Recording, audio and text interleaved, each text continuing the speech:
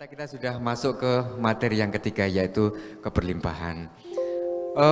Seperti yang tadi sudah kami sampaikan, keberlimpahan ini adalah ya mungkin bisa dibilang sebagai capaian tertinggi ya dalam paket Rumah Sehat Nuswantara. Karena ketika kita sudah sehat, kemudian kita sudah tercerahkan, maka keberlimpahan yang akan kita peroleh, dan itu bukan satu persatu tetapi memang mencapainya. Nah, siapakah yang meracik keberlimpahan itu sehingga kita sebagai anggota keluarga besar Rumah Sehat Nuswantara bisa mencapai itu semua? Ayo, nanti kita akan mendapatkan materi itu dari sang master yang tidak pernah mau disebut master, sahabat kita. Siapa dia? Ya, pasti sudah tahu. Kita sambut kehadirannya Bang Elisa Sagala.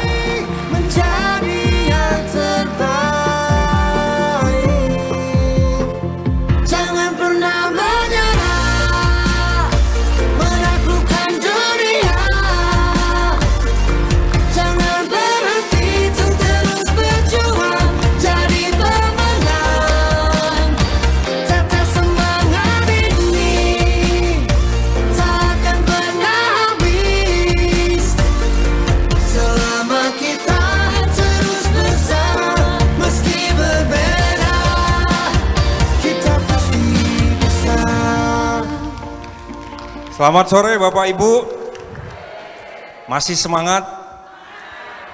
Sekali lagi saya ucapkan terima kasih untuk kehadiran Bapak Ibu sekalian. Luar biasa, saya terharu, saya senang, saya bergembira dari berbagai tempat hadir di sini, luar biasa. Materi yang akan saya bagikan atau kita dengarkan kali ini adalah yang sangat banyak diharapkan, diimpikan, dikejar oleh, kalau bisa saya bilang oleh setiap insan keberlimpahan. Lagu tadi sebagai pengantar, bersama kita bisa, ya. Bersama kita bisa. Acara ini nggak akan terlaksana, acara ini nggak akan bisa, saya nggak akan bisa berdiri di sini tanpa support, tanpa kebersamaan dari setiap atau masing-masing kita. Siapapun kita, apapun jabatan kita, apapun warna kulit kita, kita bersama di sini untuk sehat holistik, sehat sempurna. Yang pertama dari apa? Dari jiwa.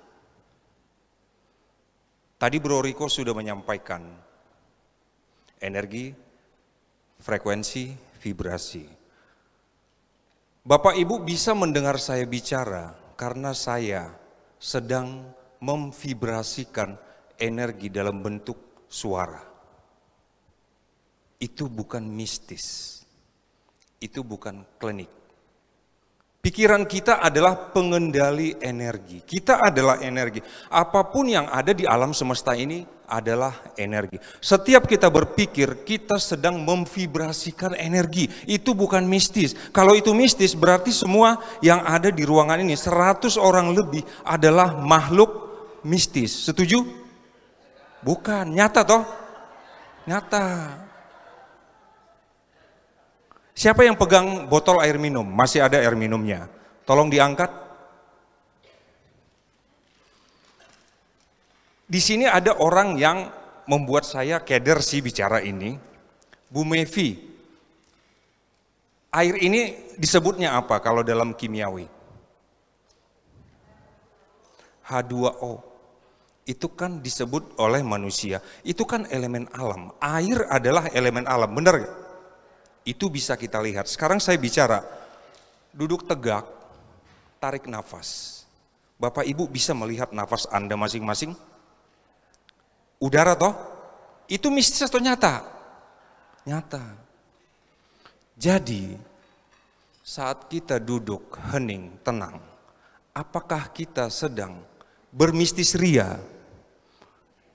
Bukan kan? Disitulah saya datang, disitulah era datang, disitulah RSN datang. Apa? Untuk membawa kesadaran, sadar nafas.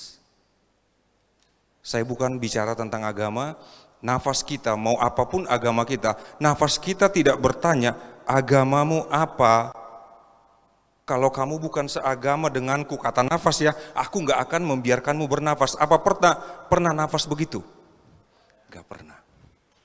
Jadi apapun yang kita pancarkan, itu adalah energi. Apapun yang kita pikirkan, itu adalah energi. Saat Bapak mengingat saya, saat itu juga Bapak Ibu sedang memvibrasikan energi ke saya. Pilihannya ada di kita masing-masing. Mau mengingat saya dalam keadaan marah-marah, silakan. Tapi ingat, karma itu tegas. Karma itu tidak bisa disuap, tidak bisa didemo, tidak bisa diganggu gugat. Karma itu adalah hukum alam. Setiap getaran sama dengan perasaan di dunia getaran. Hanya ada dua jenis getaran, positif dan negatif. Kalau misalnya Bro Riko mengingat saya lalu dia tersenyum, dia sedang memvibrasikan energi positif. Itu akan kembali ke dia. Saya pun seperti itu. Mau sehebat apapun saya meditasi, kalau energi yang saya vibrasikan adalah energi negatif, itu pasti kembali ke saya. Siapa di sini yang menyalahkan orang tuanya, menyalahkan keluarganya, menyalahkan masa lalunya dan lingkungannya atas kejadian yang terjadi dalam hidupnya? Ayo angkat tangan, jujur. Saran saya, berhenti. Kitalah yang menarik kesusahan itu. Oke, sampai di sana. Sekarang kita rubah. Apapun kondisi kita saat ini, duduklah tenang. Duduklah tenang, masuklah ke dalam. Dari sekian banyak pertanyaan kita, jawabannya ada di dalam kita masing-masing. Walau bukan berarti saya bilang jangan japri saya untuk bertanya ya, enggak juga.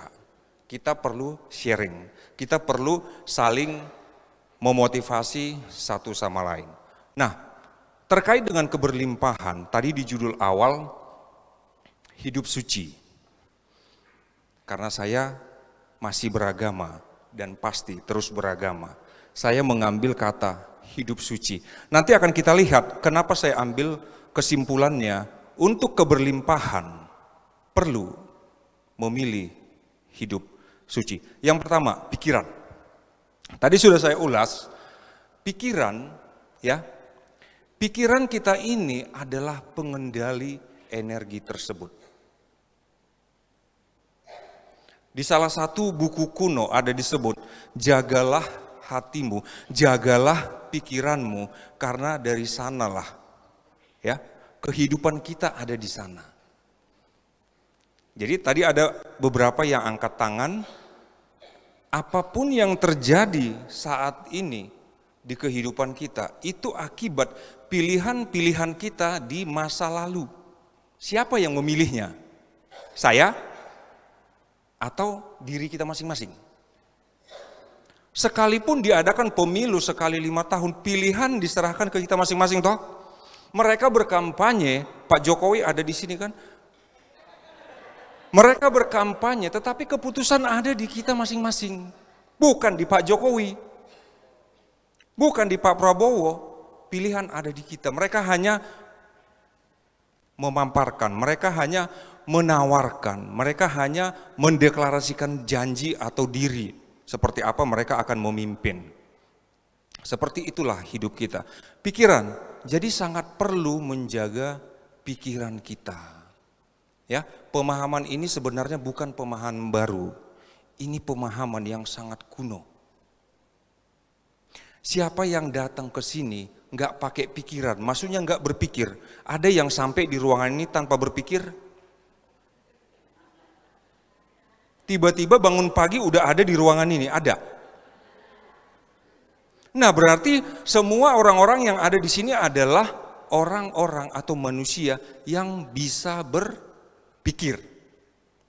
Nah, selanjutnya kita perhatikan setiap pikiran, setiap buah pikiran, setiap ide-ide yang keluar dari sini. Maaf, semua punya otak toh? walau bukan otak-otak. Ini sangat berharga. Sangat berharga. Tuhan sudah menitipkan itu ke masing-masing kita tanpa Tuhan pernah bertanya ke bakal bayi yang akan lahir. Nanti agamamu ini, pernah Tuhan berkata seperti itu ke jabang bayi. Ada dokter di sini, apakah Tuhan pernah mengatakan itu? Pastinya nggak pernah. Cuman kita di sini bukan bicara tentang agama, kita bicara tentang human, kata Bro Riko, tentang manusia. Yang berikutnya, yang kedua, ada 8, saya suka angka 8. Nggak tahu Bu Mevi dan Bapak mengerti arti 8, saya nggak tahu. Lingkungan, rumah sehat Nuswantara. Enak mendengar nama itu ya, rumah. Ya, rumah. Sejauh manapun Bro Taufik pergi mencari makanan, masakan ibu lebih enak. Betul atau betul? Rumah. Ya, di sana ada keluarga, anak, istri, orang tua, cucu. Setiap insan sejauh manapun dia pergi ingin ke rumah. Rumah sehat Nuswantara. Kita semua di sini, itu sebabnya saya lepas. Saya mau maju, saya nggak mau disebut mentor, saya nggak mau disebut master, apalagi ya. Kita bersaudara. Kita bersaudara. Kita terbuat dari elemen alam yang sama. Kita terbuat dari unsur alam yang sama. Saya terbuat dari air. Bu Mevi, berapa persen tubuh manusia terbuat dari air? Sekitar 80%. Mau sebesar apapun saya, ya Bro Taufik, sekitar 80%. Mau sekecil apapun istri saya, tubuhnya terbuat dari air. Pastinya bukan dari air comberan. Air bersih kan? Sama kita kan? Udara yang kita hirup sama. Energi matahari, panas yang kita nikmati itu sama. Artinya semua kita bersaudara toh? Sekalipun ibu pakai hijab, uban saya sedikit, unsurnya sama. Gak ada bedanya. Yang membedakan kita, ego kita masing-masing. Kita sibuk menilai orang lain, kita sibuk menghakimi orang lain, kita sibuk. Padahal 4 jari ke kita. Seakan-akan kita paling suci, paling benar. Saran saya, duduklah diam. Kita ada di lingkungan yang vibrasinya sama. Apa?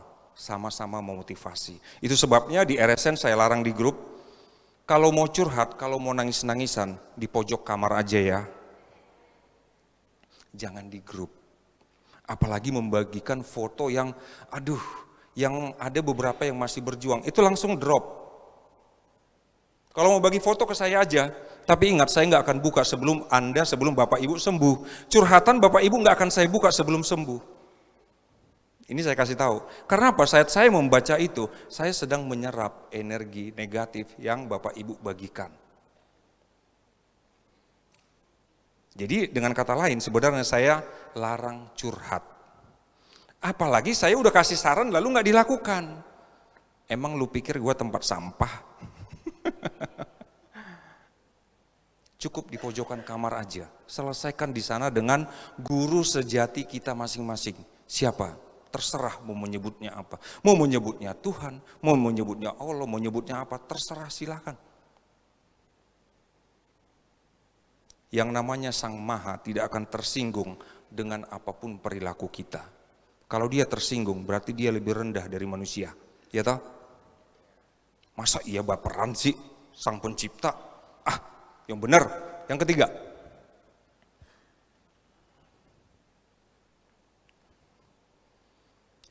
Musik. Ya. Ada musik yang sekarang ini saya gemari karena apa? Vibrasi naik. Vibrasi saya naik waktu mendengarkan lagu itu. Pak Asep ada di sini menyebutnya Sungkono Hero. Lagunya Alan Walker. Tapi itu saya dengarkan nggak di setiap meditasi. Seperti tadi diputarkan ya Bro Taufik ya, instrumen piano. Mari kita pilih. Terserah bernuansa agama nggak masalah, nggak ada masalah. Karena yang dikenal alam semesta bukan dari KTP kita, tapi rasa yang kita vibrasikan. Rasa. Energi yang kita getarkan itu yang dikenal. Kalau energi yang kita getarkan adalah energi bawah, keluhan, kritikan, debat, menyalahkan, menghakimi, itu kita sedang menariknya lebih besar lagi datang ke kehidupan kita. Lalu kita mengeluh, kenapa saya miskin? Kenapa proyek-proyek saya nggak ada yang berhasil? Bagaimana mau berhasil? Tim kita omelin ya. Tim kita salah-salahin. Pikiran kita selalu negatif, stres. Maka itulah yang kita tarik. Apa yang kita lepaskan, itu yang kembali. Apa yang kita tabur, itu pasti kita tuai. Kalau kita tanam jagung, lalu numbuh pohon emas, semua orang akan tanam jagung. Maka orang gak akan ada lagi yang makan jagung, popcorn. Karena apa? Hasilnya semua emas. Gak seru toh? Saat kita tanam jagung, yang tumbuh apa? Jagung. Jadi saat kita stres, kita sedang menggetarkan energi kestresan, itulah yang datang. Itu yang datang, itu pasti, itu hukum alam. Tabur tuai, sebab akibat. Yang berikutnya, yang keempat, hal-hal yang kita tonton. Saya kerap ngomong ke istri, untuk apa sih kamu nonton Lambe Tura untuk apa? Kalau mau nonton Lambe Tura, dengar aja voice note-nya adik saya, Ari Setiawan. Itu lebih seru. Ya, Bu Mevi tadi bilang apa? Waktu Bro Ari ngomong endorfin, ada Jawa-Jawanya, Bu Mevi ketawa. Saya pun mau ketawa, cuman saya masih takut dosa. Hal-hal yang kita tonton ya. Tontonlah apa yang membuat vibrasi kita naik. Bukan sinetron yang membuat kita menangis. Biarin aja mereka berakting menangis, biarkan, gak usah ditonton. Tontonlah yang membuat kita tertawa, yang membuat kita bersyukur, yang membuat vibrasi kita naik. Terserah mau itu bahasa Jepang ya, Bu Riris ya, mau itu bahasa Korea, terserah. Tapi yang membuat kita tertawa.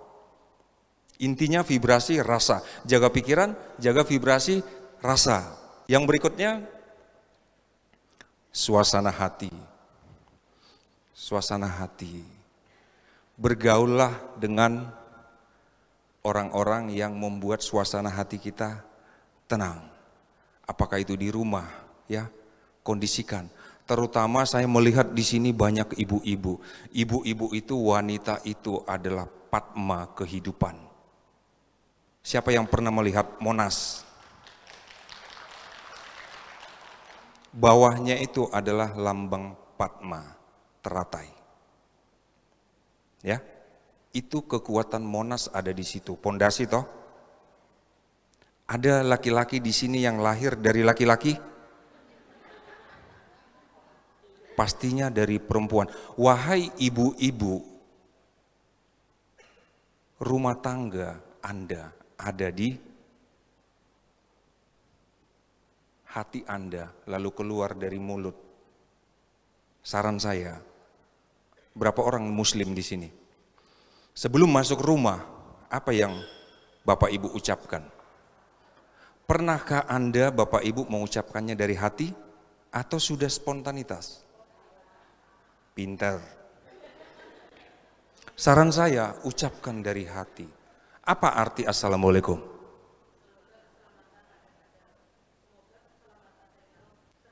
Lalu Anda menyebutkannya, Bapak Ibu menyebutkannya asal. Dapat ya? Ucapkan dari hati, tapi sebelum mengucapkannya, sebelum buka pintu, lepaskan semua beban di luar. Energi wanita itu luar biasa. Sekalipun fisiknya terlihat lemah. Karena apa? Tuhan itu adil. Kalau perempuan itu berotot hebat, lalu energinya, powernya gede, laki-laki bisa apa? Jadi alas kakinya. Jadi Tuhan kasih adil. Secara fisik dia tidak sekuat laki-laki, tapi powernya luar biasa. Istri saya kalau udah diam, saya ada di neraka. Kalau dia udah tersenyum, saya berada di surga. Jadi power perempuan itu luar biasa. Saya bilang ke istri saya, Hani, kalau kamu mau kaya raya, tersenyumlah selalu di depanku. Kalau mau mutung sana menjauh. Karena apa? Vibrasi wanita itu luar biasa. Ini penelitian. Ya, Pak, benar gak? Bu Mevi kalau udah cemberut, Bapak senang atau gimana? Tapi ini bukan sesi untuk laki-laki untuk curhat ya, cukup saya aja yang curhat. Yang berikutnya, ucapan. Bapak Ibu, izin saya bertanya, ada di sini yang kalau ngomong nggak perlu dipikirkan, nyeplos aja, nyablak aja, hati-hati. Kalau ucapannya yang baik-baik aja, itu bagus, nggak apa-apa, nyeplos aja. Ketemu orang, berbahagialah kamu ya, kaya raya, nyeplos aja. Tapi apa begitu? Biasanya apa? Jelek banget sih ini orang. Ini matanya gimana sih? Sekarang kita mari berpikir, apakah ada kata-kata yang spontan? Kita bukan robot. Apapun saat tangan saya bergerak, pasti otak saya yang bekerja toh. Apapun yang mau saya mengatupkan mata, mau saya buka bibir, mau saya mengucapkan sesuatu, pasti itu keluar dari pikiran. Ucapan, siapa yang pernah mendengar ucapan adalah doa. Jadi jika suatu saat seseorang di sini memaki orang lain, dia sedang berdoa supaya orang itu sesuai dengan makiannya, betul kan? Karena ucapan doa, ucapan itu udah keluar dari pikiran. Apapun tadi yang kita pikirkan dari awal kan, apapun yang kita pikirkan, kita sudah sedang memvibrasikannya. Kita sedang menggetarkannya ke alam. Kita sedang meminta alam memberikan apa yang kita vibrasikan tersebut. Lalu kita ucapkan lagi, kebayang sudah 2 kali kerja toh? Kita pikirkan, lalu kita ucapkan. Lalu kita ngomel dengan apa? Kita sakit, kita terpuruk, kita jatuh, kita bangkrut, kita ngomel lagi. Makin buruk toh? Bukan duduk lalu sadar, enggak.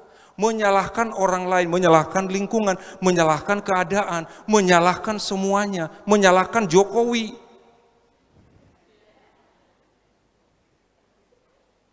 Gitu. Berikutnya, rasa syukur. Kalau saat saya menyebut Bro Ari ganteng ya. Tadi bicara luar biasa, dia bersyukur, itu biasa toh. Tapi saat saya bilang, Bro Ari, oh nggak usah deh, nggak jadi. Saya sedang menjaga soalnya. Tapi apapun yang terjadi, sebaiknya kita bersyukur. Adakah keterpurukan? Adakah sakit? Adakah malapetaka? Otak kita yang menilai itu ada. Sesungguhnya segala sesuatu hanya pantas, hanya layak untuk kita syukuri. Semuanya adalah pembelajaran. Saya 20 tahun menjalani hidup yang membuat saya terus bertanya. Ya memang gak mudah untuk bersyukur dalam keadaan seperti itu. Tapi saya berjuang. Saya mencari. Akhirnya apa? Saya tergeletak. Semesta berkata, duduk. Tuhan berkata, diam. Jangan berisik. Karena apa? Saat saya berisik, Tuhan diam. Saat saya diam, Tuhan berbicara. Yang berikutnya, ini terakhir ya. Sadar nafas, nafas sadar. Bapak Ibu, tolong posisikan rileks. Tolong posisikan rileks, lalu tarik nafas. Lalu tarik nafas. Tarik, rasakan udara itu bergesekan di dinding lubang hidung Bapak Ibu.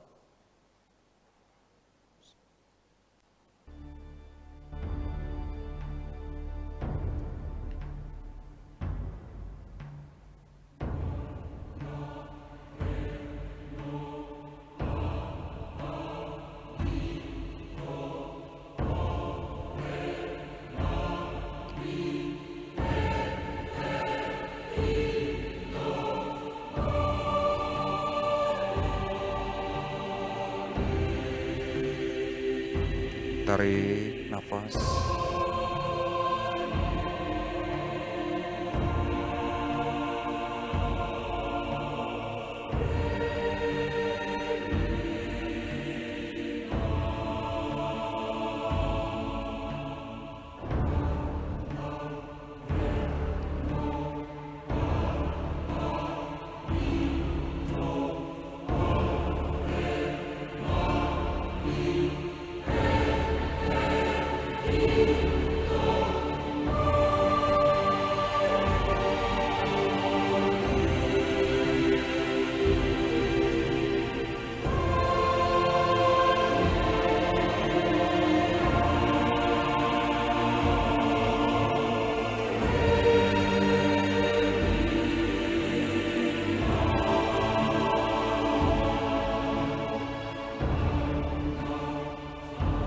Bersyukur untuk setiap nafas yang kita hirup.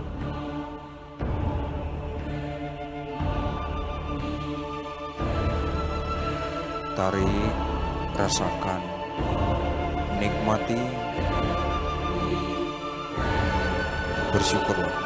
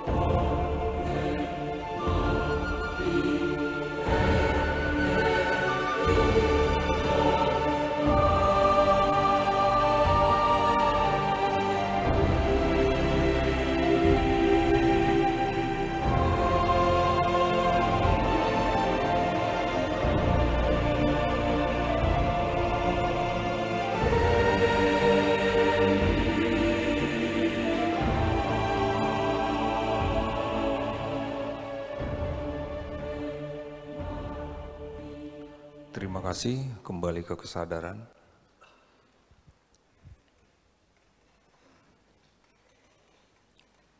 Bapak Ibu yang luar biasa, yang cantik dan ganteng, siapa di sini yang gak pernah punya impian? Siapa di sini, adakah di sini yang gak pernah punya tujuan hidup? Gak ada yang angkat tangan. Luar biasa. Impian, visi, tujuan hidup adalah peta perjalanan hidup kita. Waktu saya anak-anak, saya punya impian yang unik. Apa? Saya kepengen setiap melihat orang susah, saya bisa bagaikan punya tongkat ajaib, bisa menolongnya. Semesta memberikan itu sekarang ke saya, tapi saya nggak mau melakukan itu. Karena apa? Saya nggak mau memberikan ikan. Saya maunya memberikan jala, bukan hanya pancing. Kalau pancing satu-satu toh, mana Bu Ayu nih. Kalau pancing satu-satu, saya berikan jala. Apa? Itu pun sebenarnya kalau mau dibilang saya tidak memberikan jala. Saya hanya memberikan kesadaran. Di dalam kita semua, Tuhan sudah menitipkan kuasanya. Apapun keyakinan dan agama kita. Yang perlu kita lakukan adalah duduk sadari. Duduk sadari. Mau apapun itu. Mau itu persoalan istri, suami, anak, keuangan, tetangga, apapun, duduk sadari nafas. Duduk sadari nafas. Ada orang kaya raya di sini? Oke, banyak uangnya. Mampukah Bapak Ibu membeli nafas? Ada yang mampu di sini membeli nafas? Enggak ada. Kita bekerja, dapat uang. Apa yang kita prioritaskan? Bahan makanan toh? Anak-anak sekolah, beli perhiasan, pakaian bagus. Ya Bu ya, pakaiannya bagus kan? Dibeli kan? Dibeli. Bekerja atau bisnis dapat uang. Saya bilangnya begini, kalau ada orang yang mampu tidak makan berhari-hari, oke. Kita bilang 1 bulan tidak makan apapun. Kalau ada yang mampu. Lalu kalau minum, berapa hari Bapak Ibu, pikirkan aja berapa hari kalau tidak minum sama sekali masih tetap bertahan hidup. Oke, kita buat 1 minggu. Ada berapa orang di sini yang mampu tetap hidup tidak bernafas sama sekali dalam 1 jam? Enggak ada. Enggak ada. Kembali ke materi tadi. Saat kita mau bersyukur untuk setiap nafas yang kita hirup, lihatlah keajaiban apa yang terjadi. Ya. Nanti Bu Riris tampil di sini. Ibunya Bro Taufik tadi bicara, saya baru pernah mendengar itu. Apa yang dilakukan? Sadar nafas.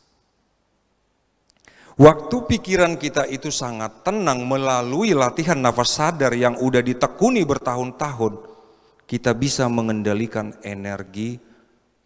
Ya bukan saya bilang saya yang terbaik ya, bukan.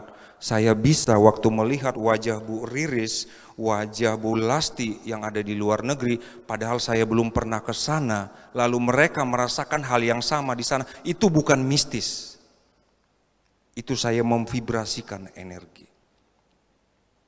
Energi itu tidak bisa dibatasi oleh ruang dan waktu. Karena semua alam semesta ini, bumi ini, kita ini adalah energi. Jadi mau berkelimpahan, hidup suci. Tadi kan ada 8 tuh, itu tahapannya hidup suci. Buat impian kita masing-masing mau apapun itu, karena itu adalah kunci kata niji, ya. Itu adalah kunci. Karena kalau kita hidup tanpa punya tujuan, maka kita hidup sehari-harinya itu hidup serampangan, betul atau tidak? Waktu Bapak Ranran mau ke sini, apakah dia bisa tiba-tiba nyampe di sini? Pak Ranran, pastinya banyak mekanisme yang dilakukan toh. Naik mobil Pak, mobil sendiri. Pastinya biasanya orang berjalanan jauh ngecek dulu bannya toh. Memastikan dulu akinya benar, olinya baik, semuanya baik. Lalu apa? Ayo saudara-saudaraku ikut aku. Ya toh Pak Ranran, mobilku bisa menampung sekian orang. Lalu saat Bapak Ibu rombongannya Pak Randan sudah masuk di mobil, apakah mereka langsung nyampe di ruangan ini?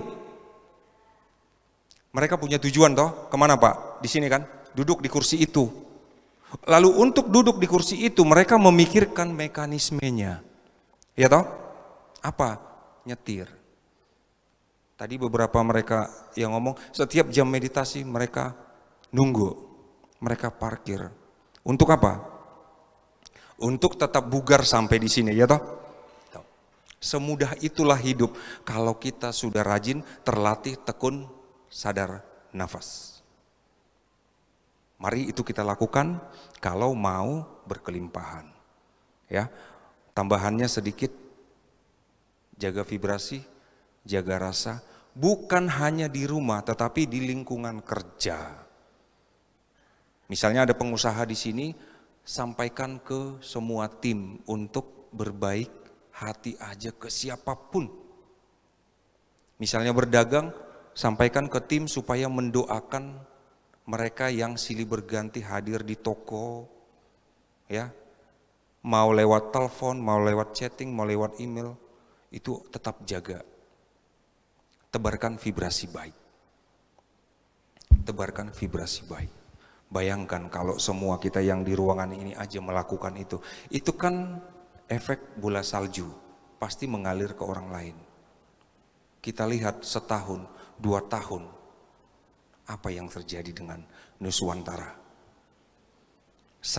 Anggap saya memulainya, awalnya dari saya, walau saya tetap berjuang. Sekarang di sini ada berapa? Di grup WhatsApp ada berapa orang? Hari demi hari itu akan membesar. Jadilah negeri kita ini negeri impian.